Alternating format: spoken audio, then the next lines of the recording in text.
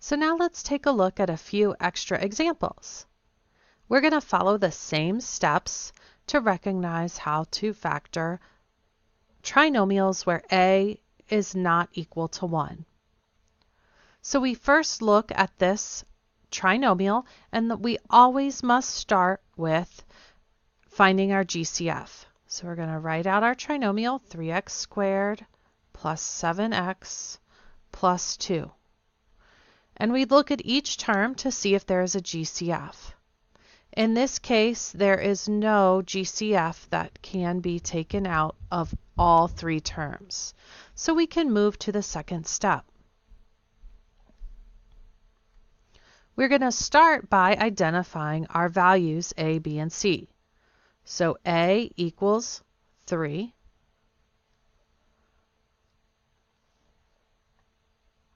B equals 7.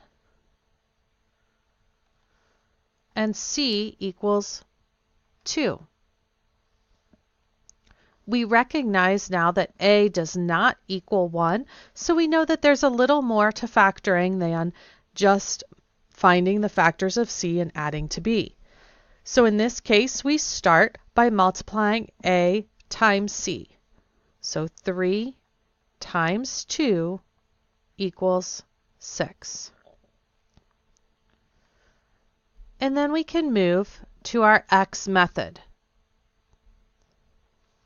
And remember, in our x method, we are going to put our a times c in the top and our b value in the bottom. And we are going to be looking for an m and an n that multiplies to 6 and adds to 7.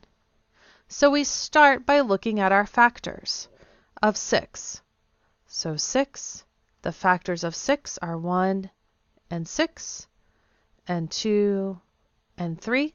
We also have to remember that we can look at the negative factors, -1 and -6, and -2 and -3, because a negative times a negative gives us a positive. We need to find the pair that adds to 7. In this case, the pair that adds to 7 is 1 and 6. So these become our m and our n terms. So once we have our variables, we can follow one of the two methods, either the box method or the split the middle method. So we are starting with 3x squared plus 7x plus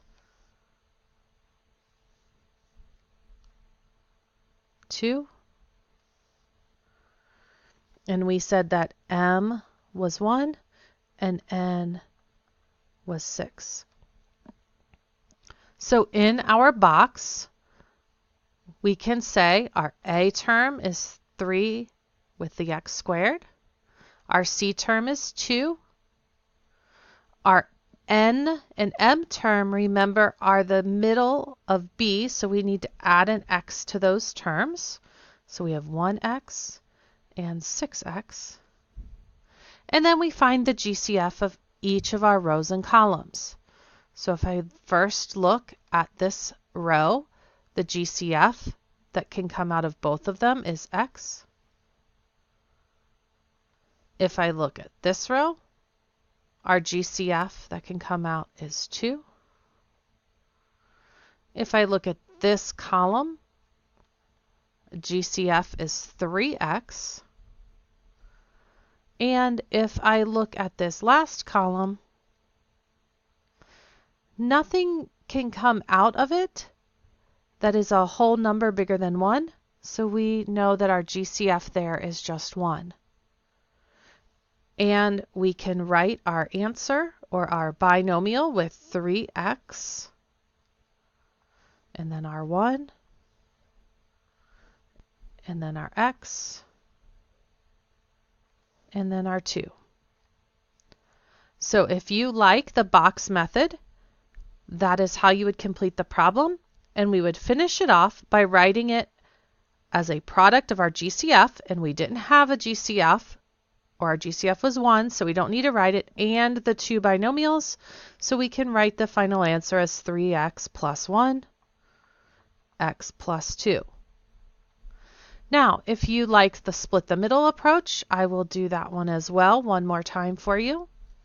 So in split the middle, we start off with our trinomial, 3x squared plus 7x plus 2. And I use my m and n terms to split the middle.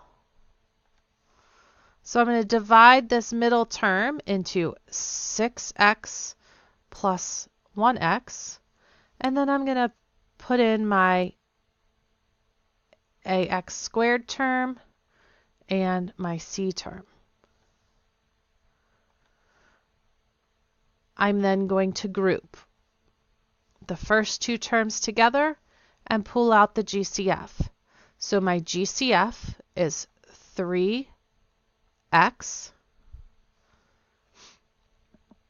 which leaves me with an x, 1x plus 2. And then my GCF over here is 1. And that leaves me with x, 1x plus 2. I have the same set of parentheses, which is exactly what I was hoping for, 1x plus 2. And then my remainders there, my leftovers, are 3x plus 1. So I can then rewrite my answer here as x plus 2 and 3x plus 1. I have no GCF up top to bring down. So my final answer is x plus 2, 3x plus 1. Notice that I can write these two answers. They are the same answer. It doesn't matter in which order I write the parentheses. The order does matter inside the parentheses, but it doesn't matter if x plus 2 comes before or after 3x plus 1. Pause the video and take a minute to review your work. Check your work by foiling or using the distributive property or a table to multiply those out to make sure that you get back our original expression, 3x squared plus 7x plus 2. Let's take a look at our next example. I now have given you just our template of our X method and our box so that we can work through the problem. We have to start thinking through those steps without seeing all of our prompts. So our starting point should always be to find our GCF. So looking at our expression, 2x squared minus x minus 3, we realize there is no GCF. So we're just going to note that so we don't forget about it. The next thing we need to do is identify our values for a, b, and c. So our a value equals 2. Our b value is a little tricky because we don't have a number there, but remember when there's not a number, we can put a 1 there, and we have to take the sign with it. So b is -1. And our c value, again, we take the sign with it. So our c value is -3. Once we see that a is not equal to 1, we know that we have to start by multiplying a times c. So a times c is -6. So we're going to start with -6 up here. And we are going to put our b term in the bottom, -1. We now know that we are going to be looking for an m and an n that multiplies to -6 and adds to -1. So we need to find the multiples or factors of -6. So -6 equals 1 and -6, or the opposite, -1 and 6, and 2 and -3, or -2 and +3. And so we need to see which pair adds to -1. Since we have a negative b term, we know that our negative number is bigger. So 2 minus 3 is negative 1. So m is 2 and n is negative 3. Once we know those terms, we can fill in our box. So our box says we put our ax squared in the top left, so 2x squared, and we put our c term in the bottom right, and then we put our m and n terms with their x variable, because remember that this is representing the b term. So m is 2x and n is negative 3x. And now we look for our GCFs across the rows and down the columns. So our GCF here is 2x. Our GCF here is negative 3. Our GCF here is just x.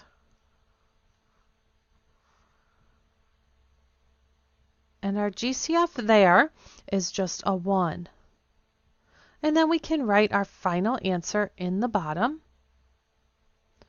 as x plus 1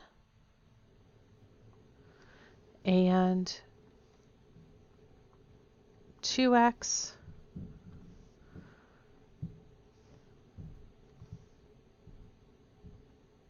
minus 3. And we have to make sure that if we had a GCF at the beginning that we put that out front, but we did not. So the factored form of this problem is x plus 1, 2x minus 3. You can check your work by FOILing that out with one of our many methods to multiply binomials. We're going to look at one more example. So our last example is 12x squared plus 20x minus 8. The first thing that we're going to do is look for a GCF. And in this case, our GCF, I can pull a 4 out of each of those terms. So that leaves me with 3x squared plus 5x minus 2. So our GCF equals 4. And the new trinomial that we're going to focus on is 3x squared plus 5x minus 2. We're going to start by identifying our terms. So a is always in front of x squared, so that is 3. B is in front of x, so that is 5. And c is the constant by itself, so that equals negative 2. Once we see that a does not equal 1, we know that we can use our x method, but we have to multiply a times c. So again, we get negative 6. And we have done the factors for negative 6 several times at this point, so we can have 1 and negative 6, negative 1 and 6, 2 and negative 3, negative 2 and positive 3. And then we put our b term down here on the bottom. And we look for our m and our n terms that multiply to negative 6, adds to 5. So of our factors, the ones that multiply to negative 6 and add to positive 5 are negative 1 and 6. So we can fill in our box with our ax squared term and our constant, and then our m and our n term, or our cross terms, as negative 1x and 6x. And we now do our GCF. It's x. Our GCF here is 2. So we can write our binomials and remember to pull